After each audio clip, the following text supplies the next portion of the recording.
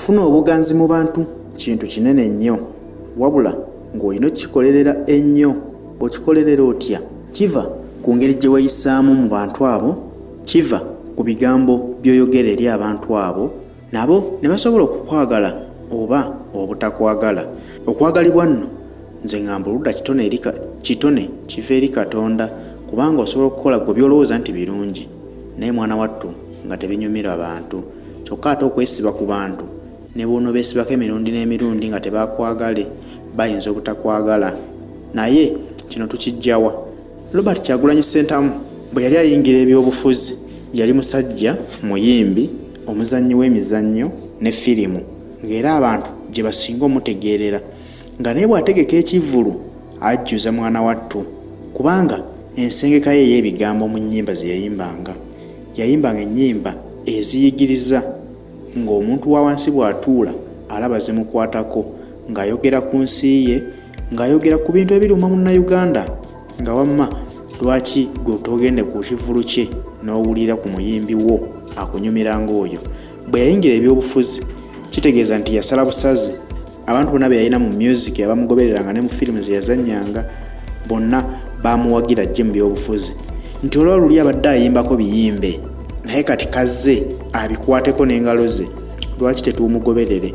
Kino ne yali tamwagala mu music naye yayegattako n'amwagala mu byobufuzi, kubanga naye bwe yagattagattanga message eri mu nnyimba ze n'agamba omulenzi ono kazze mu byobufuzi alabika ajja kuba musajja alimu ensa. Abantu ne bamwagala, n'olwaleero agenda wadde nti agenze mu East Uganda, agenze mu Northern, agenze uwa gy'aba agenze yonna kasitaba nti ali Uganda, abantu bavaayo okumulabako, abantu bamukubira emizira ne bamwagala nnyo, ng'olabira ddala nti kituufu bambi bamumyesinga kuba tebakyamulaba ku stage n'emu nti ayimba, ate nga at least luli bamulabangako ku stage ng'ategeka ebivvulu mu bitundu bya Uganda eby'enjawulo. N'ogamba nti osanga kasita twamulabyeko jjo ku Easter yabadde ku kivvulu ky'Egindi, kati bw'aba ayiseemu muno sijja kugenda mumulaba. Naye okumumma stage nze ate ngambe nti kirabika kimuyambako okumwongera ettutumu mu bantu. Kati abamumyesinga abagala omulabako bangi, tebakyalina we bamusanga, bw'aba atambuddeko y'ensonga lwaki bamugoberera buli gy'aba alaze. Kino bannaffe abamuvuganya balowooza nti okutambula ennyo mu bantu n'omugoberera nabo ke kakodyo ke balina okukozesa, nti nabo balalambulako mu ggwanga abantu bajja bakubira emizira.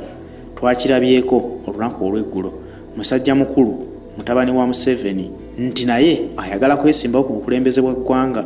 Kyesimanyi nti osinzidde ku ki kyogenda okuguza abantu bakwagale bagambe nti bajja kuwa obuwagizi bwabwe.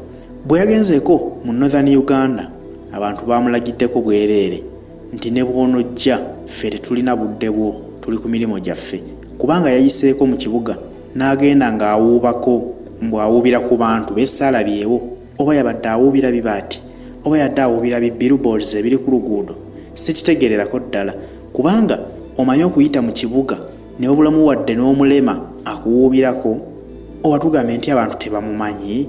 Simanyi, kubanga yavuddeyo n'adda waggulu ku mmotoka n'agenda ng'awuuba, naye wadde n'omuntu n'omu asobola omwanukula nti amuddemu, waakiri kimuwe essuubi nti eno waliyo ku bantu abamumanyi.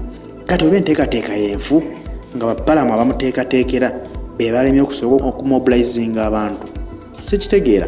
Wabula basoose nga tanaba kugenda, Bebekulu yasoose okuyisaamu eggaali naye n'agenda nga mbwakunga abantu ababongako, naye Bebekulu naye yennyini bamulaze nti twali tukumanyi ng'omuyimbi naye kati tokyali muyimbi, era nga mu kkubo mwayita munnange ente ezimuwaniriza, oba tugambe nti kati ente ezimutegera okusinga abantu, kubanga bulaba ekifaananyi ekyo mu kkubo mulimu nte, abantu baliko nga 3-4 abamubongako. Ne weebuuza nti ku ttutumu lyalina mu music ki ekyamulemesa okuddamu okuyimba adde mbyobufuzi, atagenda kwesimbawo wabula agoberera bugoberezi ani agenda kwesimbawo? Mbu naye ali mu Muhoozi Project. Kino kirekawa bbalamu nti bwe babeera mu Buganda bafuna ku bantu, waakiri si bangi nnyo, at least bafunayoko ku bantu, naye era tukimanyi bulungi nti bateekawo entambula ez'obwereere ne babasuubiza n'emmere okulya. Manyi bannayuganda n'ogw'okulya babaterawo emmere ey'obwereere ne babaterawo bbaasi obusomba abantu. Kale waakiri n'abugirizibwa nafunayo abantu abawera 5-6, ne mu Northern Uganda baatulaze Machuwa natulaga nti mu Abaganda ab'e Buganda bye muliko bya bwereere. Lwaki omusajja mukkiriza omukuŋŋaanirako wakiri abantu 5 ago eri n'omulema yabuze era yasigadde yeeyisaamu yekka. Naye tulabye mbu waliwo baasi gye babadde bataddewo ya NRM ng'ejja abantu eno e Buganda ebatwale mu Northern Uganda babeere ku mukolo. Muhoozi yadde agenda okukubira laale ye, baasi yakwamidde ku kkubo teyasobodde kutuuka. Naye ng'ekyo tukinenyezaani, taata we yali mbuyinza yatakola nguudo. Kati kitegeeza nti baasi bw'eseerera n'eremererwa abantu baali tebagenda kuvaamu batambuze ebigere okutuuka ewadde wagenda okubeera olukuŋŋaana lwe yadde akubye. Kati bwe bandi baasi yakwamye tukinenyeza kitaawo kuba ye Balamu yakoze omulimu gwe n'abavugo bajja e Kampala n'abatwala baasi n'eremerera okutuuka. Naye kibawo ekyokuyiga, Kyagulanyi okufuna obuganzi bw'alina mu bantu teyabaguddeko bugwi. Abantu tabeetungako bwetunzi. Mwe mulowooza nti okwetunga ku bannayuganda bagenda kuvaamu bagambe ye omusajja atwetunzeeko katumale gamukkiriza. Bwe baba nga baakugaana ne bw'osaddaaka magujja tebagenda kukwagala. Kitegeeza nti ogenda kumalanga ssente yamwe wa musolo otambule ogende gy'olowooza okugenda. Naye mwana wattu obuwagizi tolina. Temuddamu kwetunga ku bannayuganda. Bannayuganda bamanyi kye baagala. Bannayuganda baasalawo nti Robert Kyagulanyi Ssentamu ye mukulembeze waffe.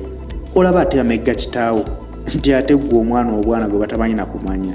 Kati munnange weebereremu, oli waddembe okusigala ng'oyokya amafuta ag'omuwi w'omusolo, kubanga amafuta g'oteeka mu mmotoka ne mutambula engendo temukwata mu nsawo zammwe wabula mukwata ku nsimbi za ggwanga. Oli waddembe okusigala ng'ogwokya n'olambula ku bantu, n'ate ebyokujja nti okuvuganya mu kalulu. Munnange ndaba ng'osaaga. Abantu baakuganye kkiriza otuleko wansi.